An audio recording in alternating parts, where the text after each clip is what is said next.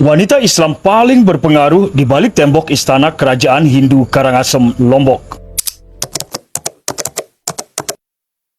Namanya Dende Aminah, seorang perempuan Sasak asal Kalijaga, Lombok Timur, yang dipersunting oleh Raja Anak Agung Ngurah Ketut Karangasem. Meski Babat Sakra mencatat proses perkawinan mereka melibatkan pedang, namun berkat perkawinan tersebutlah tokoh-tokoh Islam Sasak berhasil masuk ke dalam lingkaran elit istana. Pemerintah kolonial menggambarkan Dende Aminah sebagai perempuan berhati baja, bukan dalam arti keras, tetapi sosok yang tidak bisa dilunakkan oleh godaan kuasa. Di lingkungan istana yang syarat intrik, aliansi dan kepentingan lintas agama, dia berhasil memperkuat poros Islam. F.A. Liefring dalam The Landsver Ordening der Balische for Stepan Lombok menggambarkannya sebagai seorang perempuan dari garis bangsawan Sasak yang sangat bijaksana. Dia menempati posisi penting di istana dan sangat disayangi serta didengar oleh raja.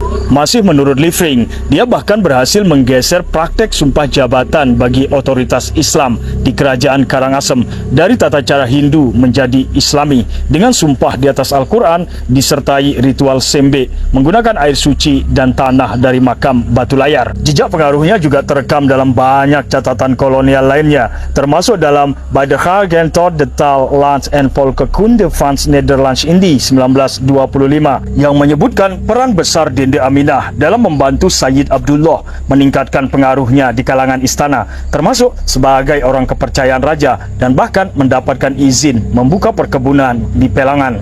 Berbagai sumber lainnya juga menjelaskan setelah Dende Aminah menjadi istri raja, satu persatu tokoh Islam Sasak masuk ke dalam orbit istana. Ada yang menjadi kadi, konsulat, penghulu, syah bandar, dan bahkan penasihat raja dijabat oleh orang Sasak. Dari sinilah muncul tokoh-tokoh besar Sasak seperti Tuan Guru Haji Yasin Kelayu, Tuan Guru Haji Abdul Majid, Tuan Guru Haji Abdul Ghafur, Tuan Guru Haji Ali Batu, hingga Guru Bangkol Praya. Sejak saat itu, Islam tidak lagi sekedar sebagai agama mayoritas yang harus ditoleransi oleh kerajaan, tetapi agama yang hidup dan berpengaruh di jantung kekuasaan.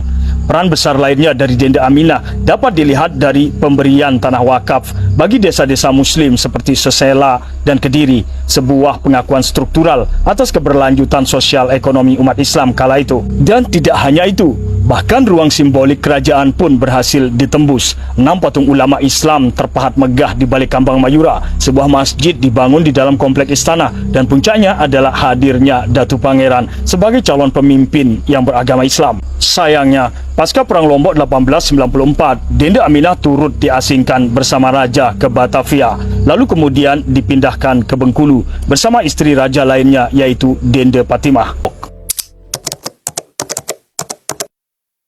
Namanya Dende Aminah, seorang perempuan Sasak asal Kalijaga, Lombok Timur, yang dipersunting oleh Raja Anak Agung Ngurah Ketut Karangasem. Meski Babat Sakra mencatat proses perkawinan mereka melibatkan pedang, namun berkat perkawinan tersebutlah tokoh-tokoh Islam Sasak berhasil masuk ke dalam lingkaran elit istana. Pemerintah kolonial menggambarkan Dende Aminah sebagai perempuan berhati baja, bukan dalam arti keras, tetapi sosok yang tidak bisa dilunakkan oleh godaan kuasa. Di lingkungan istana yang syarat intrik, aliansi dan kepentingan lintas agama, dia berhasil memperkuat poros Islam. F.A. Liefring dalam The Landsver Ordening der Balische for Stepan Lombok menggambarkannya sebagai seorang perempuan dari garis bangsawan Sasak yang sangat bijaksana. Dia menempati posisi penting di istana dan sangat disayangi serta didengar oleh raja.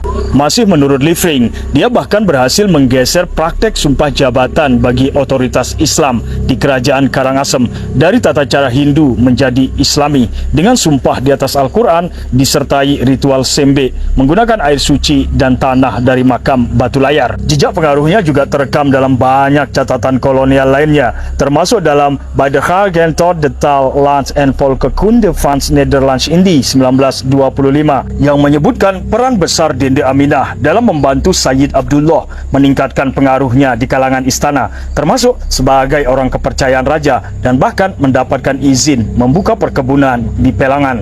Berbagai sumber lainnya juga menjelaskan setelah Dende Aminah menjadi istri raja, satu persatu tokoh Islam Sasak masuk ke dalam orbit istana. Ada yang menjadi kadi, konsulat, penghulu, syah bandar, dan bahkan penasihat raja dijabat oleh orang Sasak. Dari sinilah muncul tokoh-tokoh besar Sasak seperti Tuan Guru Haji Yasin Kelayu, Tuan Guru Haji Abdul Majid, Tuan Guru Haji Abdul Ghafur, Tuan Guru Haji Ali Batu hingga Guru Bangkol Praya. Sejak saat itu, Islam tidak lagi sekedar sebagai agama mayoritas yang harus ditoleransi oleh kerajaan, tetapi agama yang hidup dan berpengaruh di jantung kekuasaan.